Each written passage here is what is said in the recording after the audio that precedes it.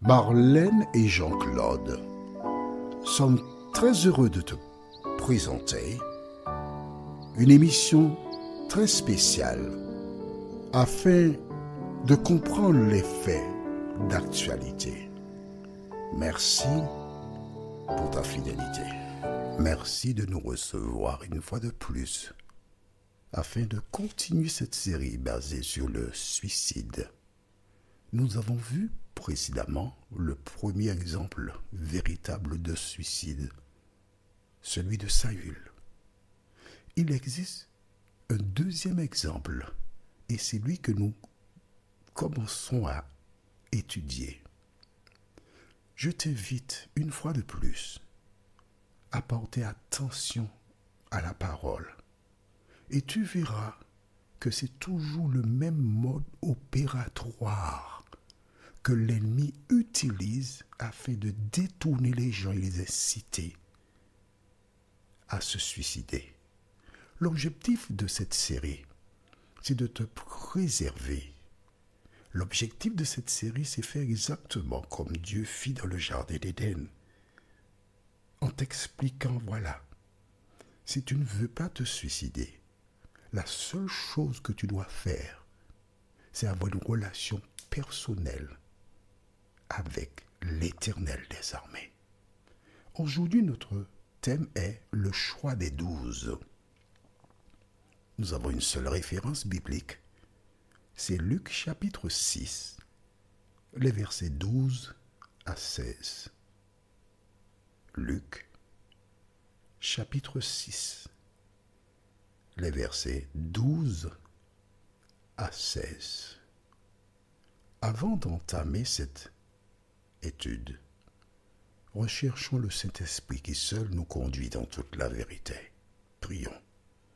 Notre Seigneur et notre Dieu, nous voici à nouveau en ta présence, avec le désir de connaître, le désir de comprendre, le désir de faire ta volonté, la tienne seule. Cet esprit, merci de nous éclairer et de nous conduire, nous t'en prions, non pas parce que nous en sommes dignes, mais c'est au nom de Jésus et pour ta gloire éternelle. Amen. Rappelle-toi, nous avons vu dans Hébreux chapitre 12, versets 1 et 2, ayant les yeux fixés sur Jésus. Ne l'oublie jamais. Ayant les yeux fixés sur Jésus. C'est Jésus qui a laissé le ciel pour venir sur terre.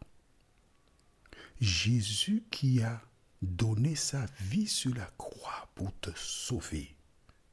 Jésus qui t'a fait la promesse qu'il a été préparé de place pour toi dans Jean 14, 1 à 3, et qu'il reviendra te chercher. L'Église ne peut rien faire pour toi. Les membres de ta famille ne peuvent rien faire pour toi. Les membres de l'association ne peuvent rien faire pour toi. Tu dois garder tes yeux sur Jésus et Jésus seul. Beaucoup de personnes ont entendu parler de Judas, le traître, celui qui a trahi Jésus. D'accord? Pourquoi l'a-t-il fait? Pour de l'argent, d'accord. Mais pourquoi Jésus a-t-il accepté d'avoir Judas parmi les disciples, puisqu'il connaît tout? C'est pour t'enseigner à toi qui m'écoutes qu'il y aura toujours des Judas dans l'église où tu te rends. Il y aura toujours des Judas. Alors ne te base pas sur l'attitude des personnes qui sont dans ta communauté pour dire « Ah, je laisse tomber ». Non, leur travail justement consiste à te détourner de Jésus de Nazareth. N'oublie pas ça. C'est Jésus que tu dois accepter. Pas une église, pas des femmes, pas des hommes, mais Jésus de Nazareth. Est-ce que c'est clair pour toi? Pour moi, c'est très clair. Hein? Allons dans le livre de Luc, chapitre 6, et nous lisons les versets 12 à 16. En ce temps-là, Jésus se rendit sur la montagne pour prier. Et il passa toute la nuit à prier Dieu. Quand le jour parut, il appela ses disciples et il en choisit 12. La Bible dit il en choisit 12. C'est en connaissance de cause, donc, qu'il a choisi Judas. On est d'accord? Bien, on continue. Auquel il donna le nom d'apôtre. Simon, qu'il nomma Pierre, André son frère, Jacques, Jean, Philippe, Barthélemy, Matthieu, Thomas, Jacques, fils d'Alphée, Simon appelé le Zélote, Jude, fils de Jacques, et Judas Iscariote, qui devint traître. C'est bon pour toi? Tu notes que Judas est le dernier de la classe, le dernier à avoir été appelé. Écris dans ton cahier, Romains 8, verset 28. Romains chapitre 8, verset 28. D'accord? Tu as écrit? Bien. Que dit Romains 8, verset 28? Au reste, frères, nous savons que toute chose concourt au bien de ceux qui aiment Dieu, de ceux qui sont appelés selon son dessein. Dieu a un dessein, c'est-à-dire il a un plan. Afin de réaliser une demeure, un architecte va faire un plan. Il le proposera au client, qui à son tour le présentera à l'entrepreneur. Et quelque temps plus tard, on verra un édifice se dresser. À partir de quoi? Du plan réalisé par l'architecte. Afin de réaliser cette construction, il y aura des péripéties, des problèmes. Mais le propriétaire et l'entrepreneur qui réalise trouvent toujours des solutions afin d'arriver à la conclusion de l'édifice entamé.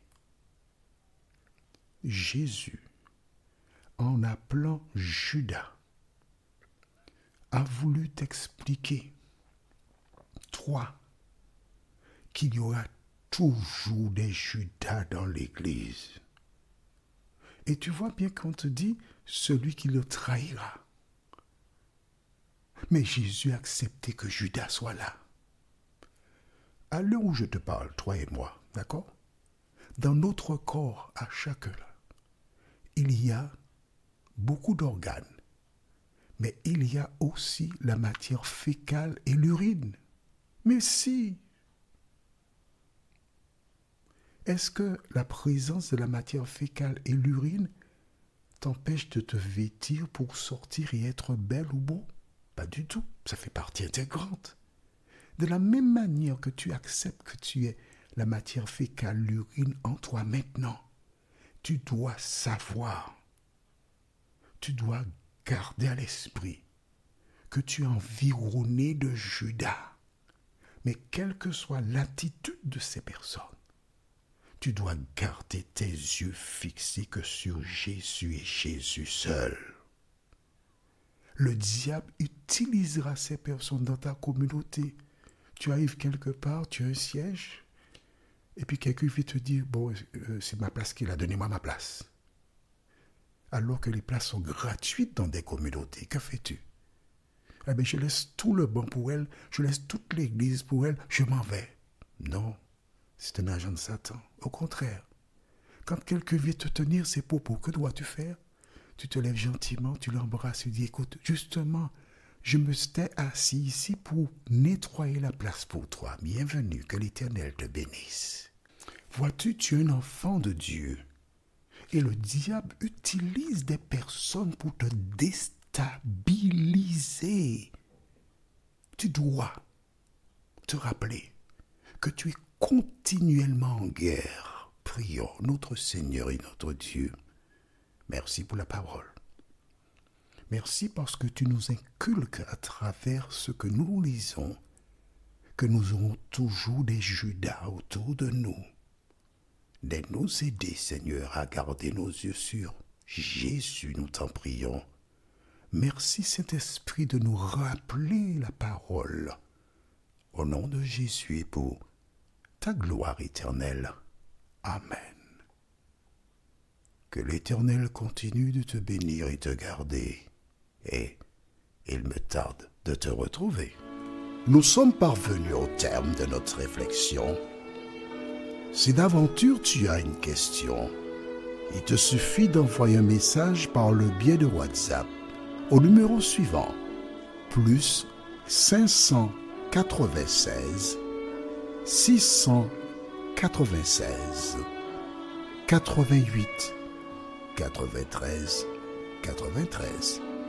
Et alors Jean-Claude, moi, je me ferai un réel plaisir de répondre à ta question.